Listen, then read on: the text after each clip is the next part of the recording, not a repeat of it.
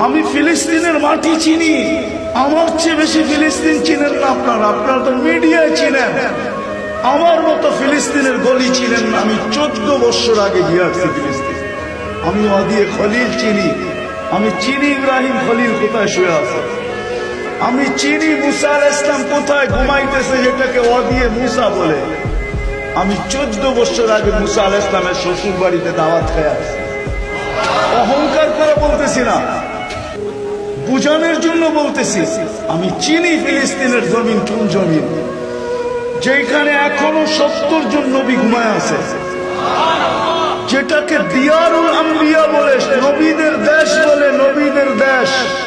ওলামা কিতাব উঠাকার পড়া দেখো, ফিলিস্তিনকে বলে দিয়ারুল আম্বিয়া, নবীদের দেশ হলো ফিলিস্তিন।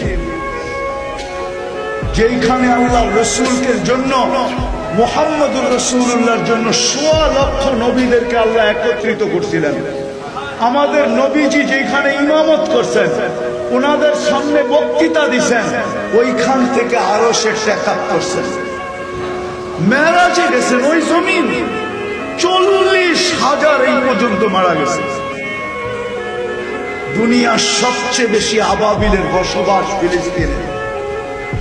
দুনিয়ায় যত আবাবিল আছে এর চেয়ে বেশি আবাবিল আছে ফিলিস্তিনে। বিশ্বাস হয় না? না মানা বুজুর্গ হবে না, আমি তো দেখে আসছি চোখে।